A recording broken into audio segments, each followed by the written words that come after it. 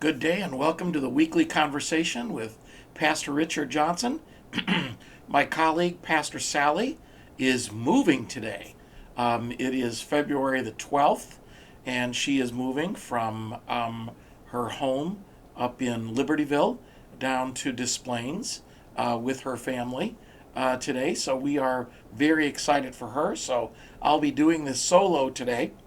But we just want to offer a word of prayer for Isaac and Croy and Huck and Pastor Sally as they make their way down here. And we pray for God's mercies and blessings for them as they make this big transition into a new location, new schools, and the like. We all have been through these kinds of situations before, and I just give Pastor Sally and her family all the credit in the world for making this transition during a very difficult time with the pandemic, and we couldn't be more thrilled to have her with us here at St. Luke's.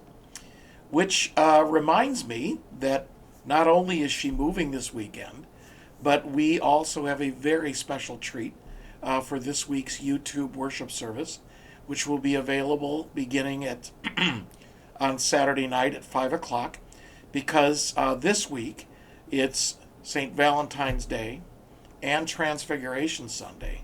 But for St. Luke's, the most important part of this weekend will be the fact that we are doing the virtual installation of Pastor Sally as the new pastor here at St. Luke's. So again, what a wonderful celebrative service. We hope that you can join us. An excellent sermon by the assistant to the bishop of the Metropolitan Chicago Synod of the Evangelical Lutheran Church in America, the Robert Beekman. He is preaching as well as being the official installation officer. You'll recognize some of our other members who will be there to assist in the installation this weekend with some wonderful music. So we hope that you can join us, Destination Television, this weekend. So please join us for worship virtually, either Saturday night, sometime on Sunday, or whenever you have the opportunity during the week. You can reach that by going to our website, www.stlukespr.org, and find the worship button, and you'll find the service after 5 o'clock on Saturday night. Also, next Wednesday will be Ash Wednesday. We have created, the Altar Guild has created some beautiful celebrative Lenten packets. In it, there's all different types of things, including ash for Ash Wednesday, oil for Maundy Thursday. There are image cards for our Wednesday evening worship services, and also candle for the Easter Vigil. All are contained in this bag. They are available here at church. You can pick them up on Saturday or on Sunday this weekend, 10 till noon, or anytime next week. Our office hours are 10 to 2, or you can give me a call, and we can make sure that you will get one of those. So please, it's very important that you have these. So we would just welcome you to come over to the church and pick them up. If you are looking to have the imposition of ashes done by one of the pastors, we are going to be doing Ashes to Go this year at the parking lot, the south parking lot of St. Luke's. We will be doing those from 11:30 to 12:30, and then again from 5 o'clock to 6 o'clock on Ash Wednesday evening. If you would just pull in off of Prospect Avenue into the south parking lot, Pastor Sally and myself, as well as Ann Krenz Organ, will be there. Ann will be singing, and we will be imposing the ashes in a very safe distance. We will be masked. We ask you to be masked. We will be using a cork ash this year, so there will be no physical touching of one person to the other. So we would love for you to come and join us during that period of time. Again, 11:30 to 12:30, or 5 to 6 in the evening on Ash Wednesday. I do want to share with you some things this day about the about our in-person indoor worship, as the COVID-19 task force made some recommendations and the council has taken some action regarding indoor worship. But before I do that, I would just like to kind of go back a little bit to kind of explain where we've been. It will be a year on March 15th that we have been faced with this pandemic here at St. Luke's. It was on the 15th of March in 2000 where we suspended worship services. And we continued to suspend worship services because of the action by the state of Illinois to shelter in place. We suspended worship services until the 6th of July, when we began outdoor worship. Now, preparing for our outdoor worship, we put together in May a group which we have called the COVID-19 Task Force. It is made up of medical people, people who want to just be very helpful in getting us back into worshiping in person. And that group has met regularly, weekly for some time, and now monthly, trying to continue to look for opportunities that we can have to return to worship.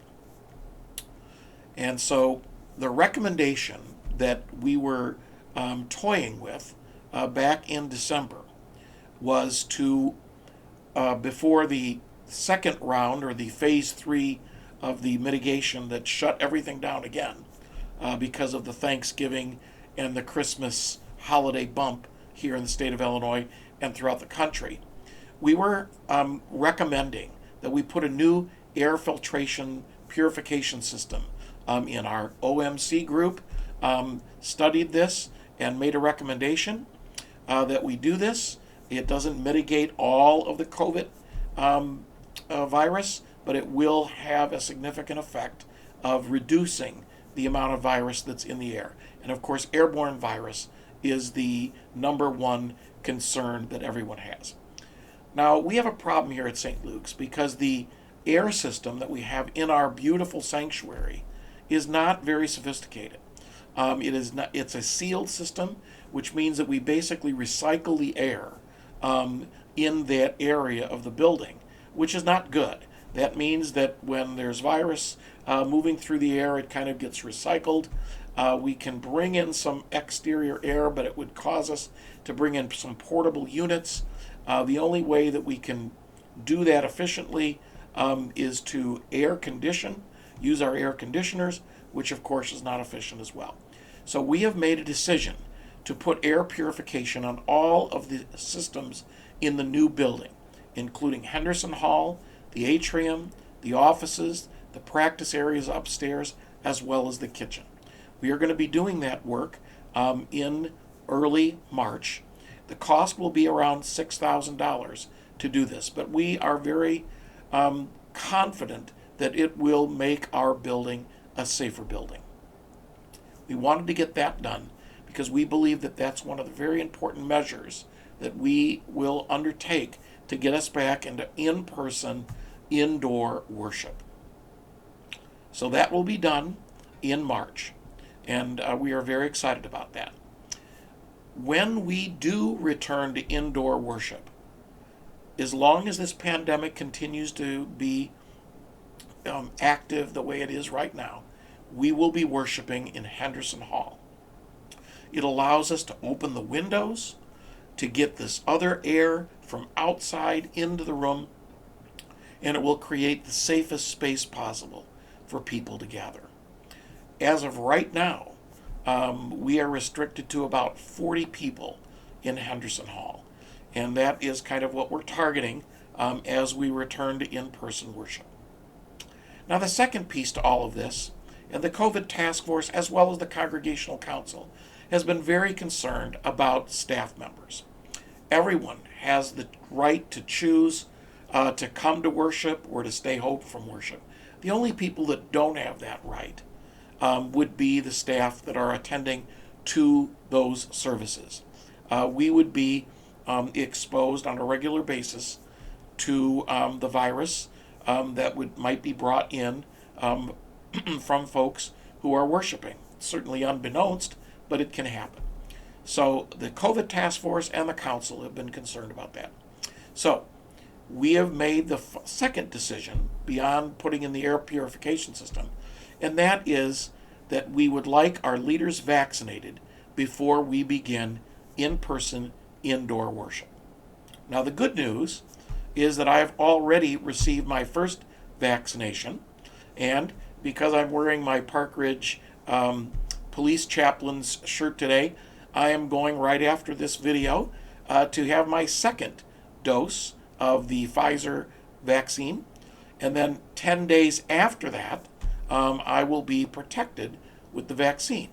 Now, the one drawback is 10 days from now, I will be having hip replacement surgery. So I will be out of commission for 2 to 4 weeks, depending on how well I do with rehabilitation. Now, Pastor Sally, Ann Krenz Organ, Beth Ann Lynch, Kim Hendy, none of them have received the vaccine yet. And we do want to have our staff, or at least most of them, vaccinated to do this safely. They are pursuing vaccinations, but each one of them have their own special circumstances. So what we have decided as a congregational council is, 1, to put in the purification system, 2, that we need to have one able-bodied pastor who has been completely vaccinated to begin in-person indoor worship. So that is still a ways off based on the fact that I have to have this medical leave to repair my hip. But we are working in that direction, so please be aware of that. Our other staff members are also seeking to be vaccinated, and that will be a very big piece to help us to prepare ourselves for that. Now the third is that we have been told that outdoor worship is much safer than indoor still. And so what we are hoping to accomplish with these indoor in-person worship services, which we hope will begin next month when we fulfill the first 2 criteria, will be that we will be doing this as long as the weather is inclement outside. But once the weather starts to shift and we get into spring and summer, we will be then going outside again for the duration of this pandemic. So what we are trying to create here is a consistent in-person worship experience, which means that on those beautiful days when we can worship outside, we will worship outside, and we will use the same format that we have been doing previous.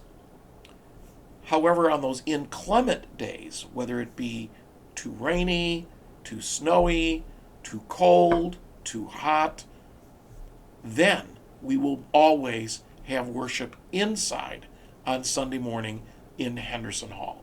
Now, we are going to be evaluating this regularly over the next months as we move forward. But that is our goal, to be indoors, in worship, in a very near future. And so we are taking steps to do that. But we want this to be safe. We want it to be safe for you. We want it to be safe for your staff, so that we can move forward and get to the other side of this pandemic in short order. Now, a couple of things. Our finances have suffered during this pandemic. We were short $60,000 this last year in terms of our budgeted income. That's a problem. That means that about $6,000 a month we have been short from what we need to be sustaining in our budget. Now, every congregation that I'm aware of has gone through some financial problems during this pandemic. But we need to get ourselves as quickly as possible back to a normal sense. In January, we were actually $7,000 off of our target budget for the month. So we are very mindful of those things, and we would just encourage members of our congregation who have the ability to be able to keep supporting us as we move into this returning to church. We do realize now that Illinois has moved into phase 4, which means that restaurants, gyms, bowling alleys, other recreational facilities are now open. And so when people say, what has changed? Why all of a sudden are we moving to go back inside? And that is because the mitigation that the state of Illinois has done is proving successful at this moment.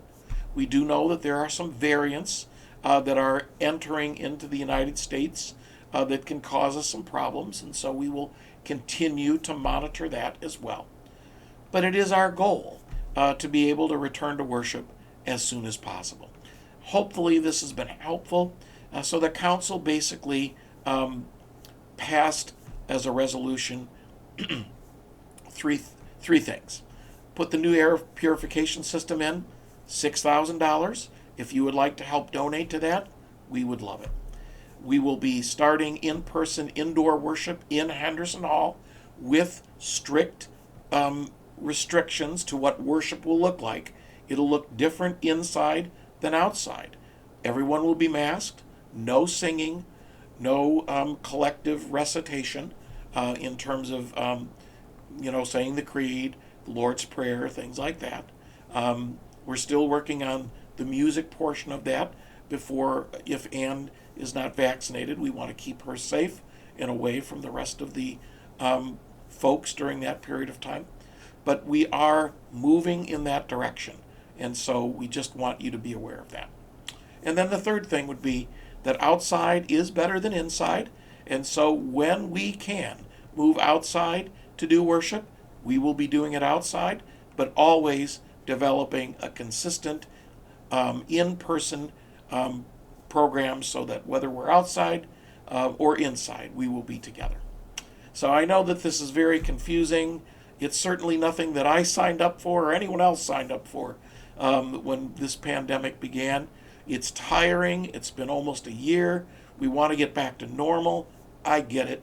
We all get it. But we want to do it safely. So it's a celebrative weekend. We're looking forward to installing Pastor Sally. We are going to be having an outdoor celebration of her ministry when we can, so that we can kind of do an in-person virtual hugs and welcome her appropriately. But please, as we enter into this Lenten season, we want to be reflective of the deep and abiding love that Jesus Christ offers to us and how we offer that to others through our covenant of care, making sure that everybody, the most vulnerable particularly, are cared for and loved and kept safe. Thanks so much. Have a wonderful day and blessings to you. Please take a look at the installation this weekend. You will be glad you did. Have a great day.